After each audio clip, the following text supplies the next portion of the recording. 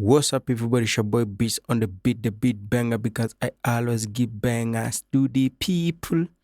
Guys, before we get into the tutorial, I have some few questions to you guys. Number one is that, are you looking forward to be a music producer? Number two, do you want to mix your own songs? Number three, are you looking forward to have your own studio?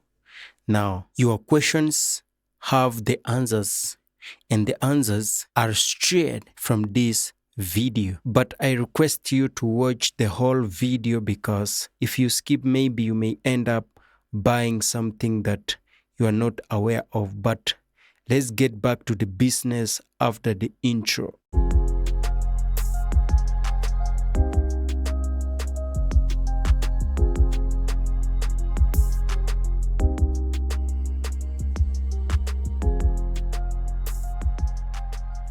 Yes, we are back. So, for you to start a studio, you need the following gears as follows. Number one is that you need to have a computer. Number two, you need to have something what we call DAW. Number three, you need an audio interface. Number four, you need studio microphone, right? Number five, you need studio monitors. Number six, you need a MIDI keyboard. Number seven, you need a pair of headphones. Okay, let me explain in details, because some of you don't know maybe like a DAW, computer, audio interface, studio microphone, audio monitors. What do they mean? Now let's start with a computer. That one will be the main device to convert your local recordings into digital, so that you can mix and master and make your song sound professional, right? That's the only way I can explain it, because I'm not a computer teacher. So, but just know that it will be the machine to convert your local recordings into professional ones. Okay, number two, I said about DAW. The DAW just means digital audio workstation. That one will be in form of a software that will be recording your vocals inside your computer. Number three, I talked about the audio interface. That's a hardware that will be connected to your computer through a Thunderbolt cable or a USB cable, and still it will be working with the DAW digitally, whereby it will be transporting your outside vocals into the computer through the software and making it sound more professional. I also mentioned about studio microphone. Now, that will be the device to record your raw sound straight away from your mouth, passes through the audio interface, and then the final destination will be in your computer. I also mentioned about the studio monitors, and these are devices that are used in studio to monitor the sound. I also mentioned about the MIDI keyboard. This is a device that is used to record sound internally or inside the computer through the software. The last thing I mentioned was about the headphones. Now, for an artist to record in tempo, you need to wear the headphones so that you can sing in tempo. Alright, now you have understood every gear and its work, so it's about time to get into my final conclusion, just to give you some tips on what you should buy and why you should buy when you are starting a journey of having your home studio. Okay, let's start with the computer.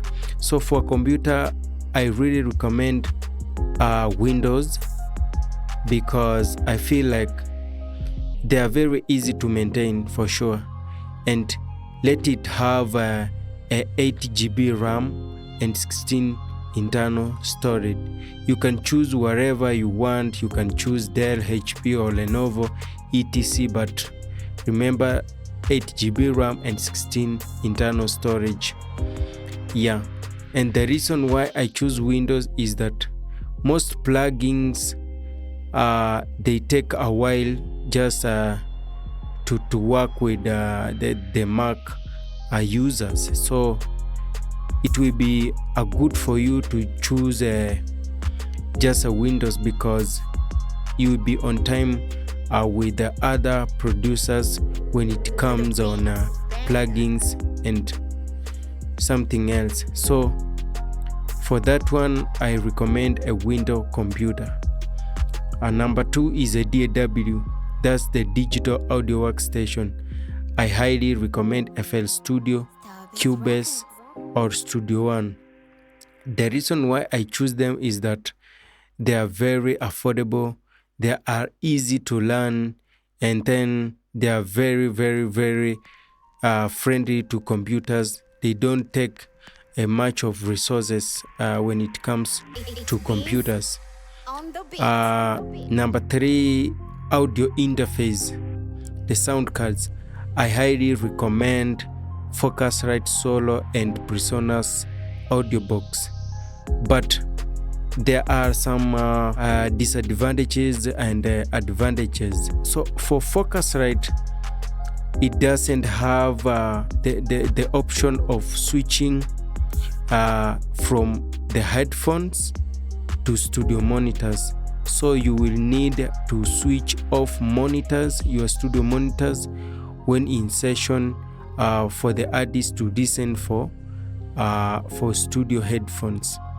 Now, and the cool thing is that the Focusrite Solo has a feature that allows you to add some top end to your sound, whereby it has a feature called Air. The advantage of PreSonus Audiobox is that it has the feature of just you switching the headphones to studio monitors, then monitors to studio headphones. But the disadvantage is that it doesn't have the features of the Air.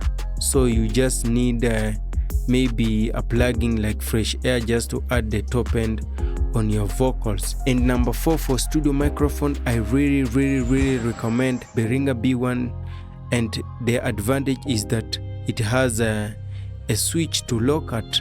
Yeah, that's very cool.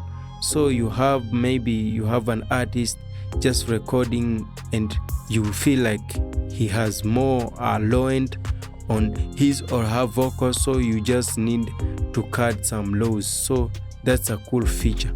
Now for studio monitors, I really recommend the M-Audio BX5, but the carbon ones, or M-Audio BX8. So there is BX5, just D2 or whatever, but they are not carbon, and there is another BX8 or BX5 carbon.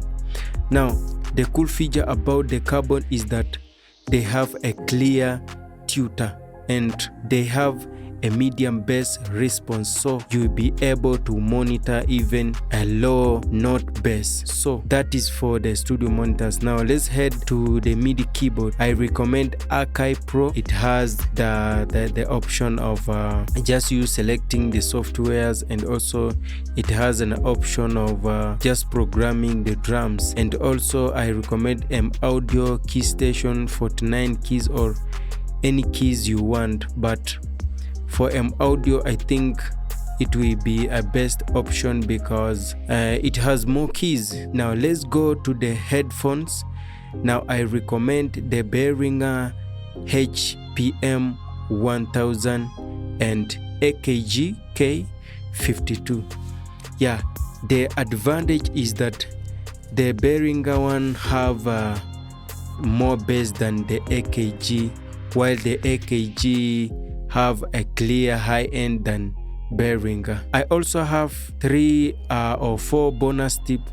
Number 1 is that just start with what you can afford, because you cannot just be dreaming of having something like Adam or like Yamaha and then you are not financially stable to raise that money for you to buy the Yamaha one. So just start with what you can afford.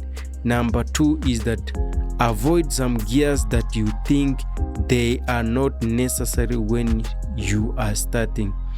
Let's take an example of a MIDI keyboard. You can just say like, yo, I don't need a MIDI keyboard. Then you are good to go. So just avoid something that is not necessary for your beginning.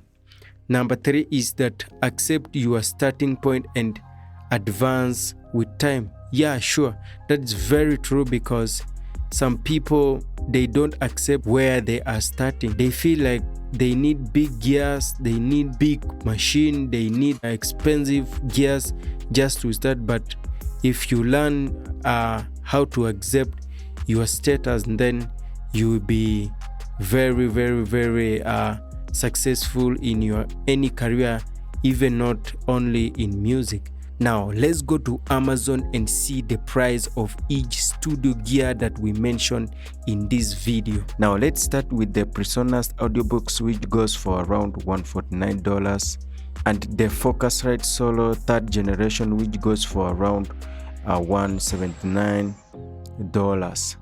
Now let's head over to Studio Monitors. Now let's check on M Audio, which goes for around $145 to $179. So from there you are good. Then Behringer B1 studio microphone condenser, which goes for around $139. Then let's go and check the AKG headphones, which goes for around $29. Let's look the Behringer HPM 1000, which goes for $12. Now let's check on the Akai, which goes for around $129, and there are some that goes for around $199. So up to there you are good to go. For softwares, for FL Studio, you can choose your package, and here as you can see the $199, $99, $299. So there are various packages. For Cubase, same Cubase, we have Cubase Pro, Cubase Artist. So this software normally goes with the package, and the Studio One goes a little bit expensive, which goes for around $299. And one thing that I forgot when I was mentioning was a studio stand, because you cannot record while holding your microphone. So I picked this stand, a universal flow microphone stand for singing, wide rounded bass mic, and with pop filter shock mount. So this goes for $37. So for computers, I think you just visit your nearest computer store. Then from there you'll be good to go. Thank you guys for watching this tutorial. Remember to subscribe to this channel, because you'll be getting updates every day I upload anything in this channel. Remember to like, to share, and just leave a comment. Let me know if the tutorial really helped you in some areas. So like I say, don't copy what I do, but use what I have shown you to make dope music.